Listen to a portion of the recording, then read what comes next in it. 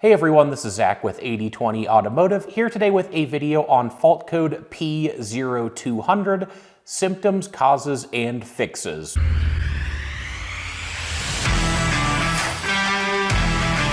Fault code P0200 indicates injector circuit open. Essentially, your car's computer, also known as the PCM or ECU in many cases, controls each fuel injector individually, and it also receives signals back for the voltage to the circuits of the fuel injectors. And when an issue is detected and the PCM is not seeing the expected voltage from a certain circuit, it can trigger fault codes like P0200. Now, it is important to note that this one specifically is a generic fault code for an issue with your injector circuits. So a lot of the times when you receive this fault code, you will receive another more specific code alongside that. Those would be codes ranging from P0201, which would indicate an issue with the injector number 1 circuit, all the way up to P0209, which would indicate an issue with the injector number 9 circuit. So essentially the final number in each of those just clarifies which cylinder it is, and again, that will also be specified in the text of that code. So just something to keep in mind. Jumping straight in and discussing some of the most common symptoms with P0200. Number 1 is going to be the check engine light. Sometimes this might be the only indication you have of an issue with the fuel injector circuit or circuits, but some other symptoms that are also common include poor performance,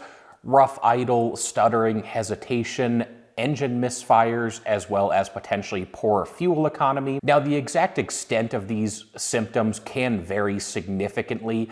Again, in many cases, you might only notice a check engine light and maybe a very minor stumble or rough idle. And in other cases, especially if multiple cylinders are having issues or there's a larger problem at hand, then you could certainly have much more significant symptoms. Moving on to some of the most common causes of fault code P0200. Number 1 is going to be a faulty fuel injector. Another very common cause is going to be wiring issues, or again, issues with that circuit going to that specific fuel injector, as well as potentially a blown fuse. And in very, very rare cases, it could be issues with the PCM or ECU itself. Usually if you run into some sort of computer failure in your vehicle, that will tend to trigger dozens of different fault codes, and you'll likely have very severe symptoms. Really, the top 2 causes are going to be a faulty fuel injector as well as wiring issues, which leads us into actually diagnosing fault code P0200. So step number 1 on the list, and I recommend this for any issue or any fault code you're experiencing, but that's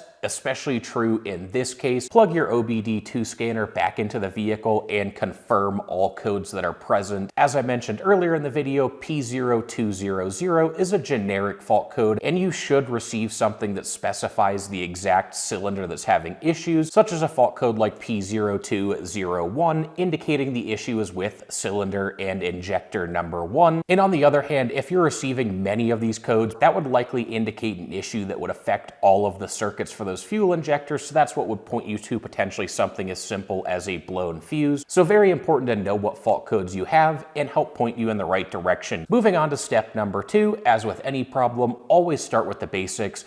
Once you've narrowed it down, you know what cylinder is having issues, inspect that general area, see if there's any visible damage to any of the wiring potentially. Check your fuses. Do you maybe have a blown fuse that controls the circuits to the fuel injectors? So just check the basics, make sure you're not overlooking something that's visibly and obviously out of place. That would be a quick, simple, easy fix. Moving on to step number 3, you've confirmed what cylinder is having issues and nothing is obviously out of place. It's going to be time to go ahead and test your fuel injectors using a multimeter. One important thing here is when you're testing those injectors, do some research on the injectors on your vehicle and see if you can find the proper ohms that those injectors should be operating at. If you can't find this information, test a couple fuel injectors that you suspect to be good and compare that to the potentially faulty injector and see if there's a difference in readings. If there's a significant enough difference, that would point to a likely issue with that fuel injector. If everything still checks out there, the last step is going to be testing the wiring to that fuel injector experiencing issues, and this can be done as simply as with with something like a 12-volt test light to ensure that you are getting power properly to those circuits and to that fuel injector. So that really wraps up diagnostics. Again, fortunately, this can be something that's relatively easy to track down and diagnose, assuming you have the additional fault code pointing you to the right cylinder that's having issues. And in many cases, you will have that fault code and can very simply and quickly narrow it down to either a wiring issue or an issue with the fuel injector itself.